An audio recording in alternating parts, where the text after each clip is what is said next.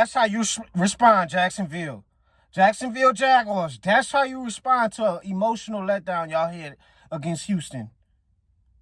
Having them come back and beat y'all. Y'all lost a lot of people money that game, bro. Y'all was wrong for that, Trevor Lawrence. That was bad. But that's how you respond.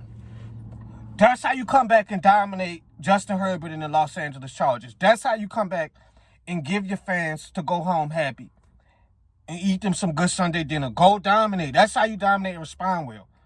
I've noticed when y'all run the ball, y'all usually going to win the game. And y'all get to the quarterback, y'all going to win games. Now, we know the offensive line for the Chargers have been injury-riddled, but you can only take care of the team in front of you.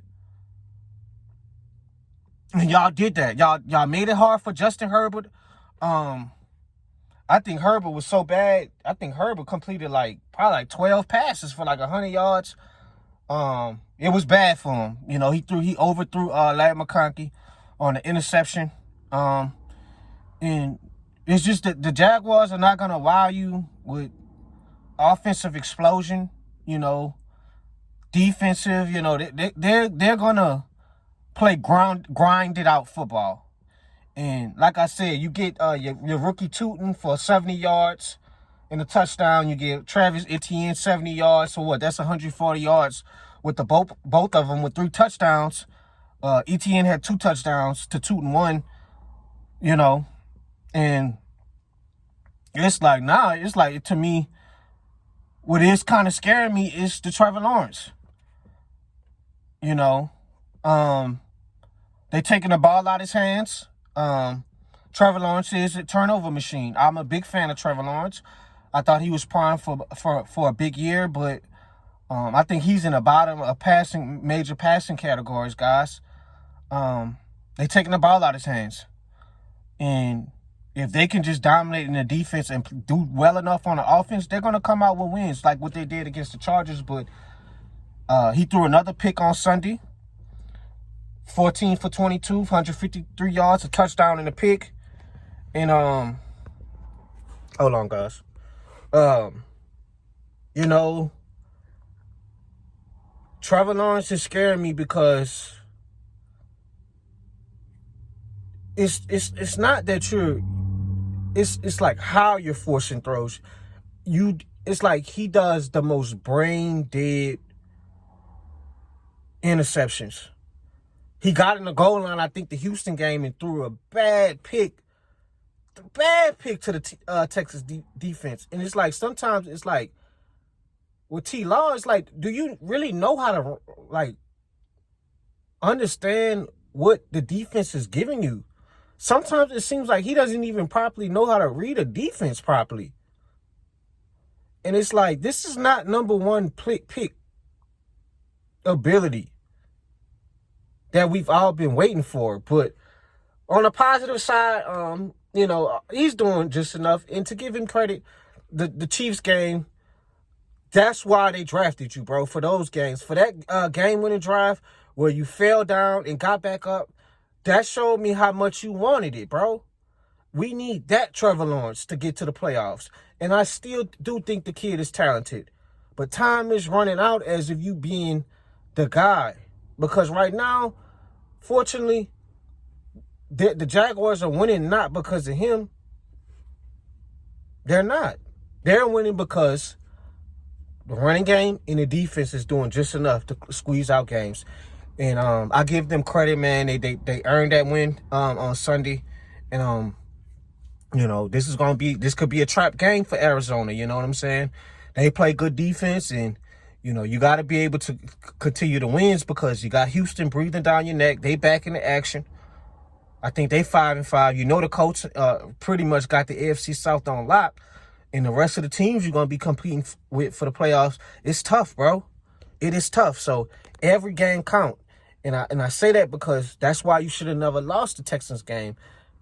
Just like with my team with the Saints years ago, Derek Carr first year. We went 9-8 that year, but guess what? We could have made the playoffs, but we let Jordan Love come back in the game week 3, and they won the game, and shit like that screw us from the playoffs. So you don't never want this Texans loss to come back and hurt you. But, you know. And I will say one last thing with Trevor Lawrence with this season, they drop passes. drop passes. Brian Thomas has been awful this year. Awful. That dynamic rookie season he had has been Jekyll and Hyde to last year to this season with Brian Thomas.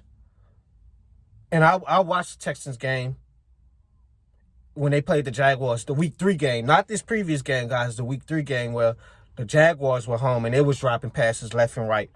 They were terrible. And then for Travis Hunter, I know I didn't never really get to speak about Travis Hunter yet on my channel, but from what I'm seeing, just have him focus on one position, bro. You know, I could see if he's built like Megatron or Randy or T.O. or DK, where his body can take all the punishment on the offensive and defensive side. I can understand that. Now, to me, I think corners don't come around that often the way he can play cornerback. Receivers, you can kind of plug and play. It's more easier to find a Pro Bowl superstar on the receiver side than a corner. Those don't come around. And the way he tracks the ball on both sides, I think have him stick with corner, and then when you get like when y'all get to the red zone, get him some packages. But having this man go front and back, offense to defense, defense to offense in the NFL, that's tough, bro. That's tough. And then it's like, bro, it's like you gave up the pick to the Browns. It's like, damn. It's like you see what Mason Graham, how dominant he's been with the Browns. So it's like you don't never ever want to come back a year or 2 years where people are already saying that the pick was wasted drafting Travis Hunter. You got to use him right. Let him stick to one position so he could lock in. And once he get comfortable and he understands every time what the coach is asking for him on the defensive side of the ball, and he's playing at a high level consistently, then you can have him, put him in some packages on offense. You got to give him some confidence on one side. I don't care what you want to do, Travis. We need you locked in on corner. I'm an offensive guy now. Personally, I would want him on playing receiver. But I think he's best right now for corner because they can use another corner outside of Greg Newsome. And it's hard, bro, having somebody in the NFL, you running all these routes, then you just come in, Travis Hunter, go out there and play defense in the NFL. And go guard Miko Collins. Go guard Michael Pittman. Go guard, who else? Any of the elite receivers. Go guard Jamar Chase. That's hard, man. So, all I got to say, guys, on that note, obviously Travis Hunter's out for the season. It was been kind of underwhelming on how Liam Cohen utilized him and finding the right spot. So hopefully next year he gets refreshed and just had the kid focus on one position for right now.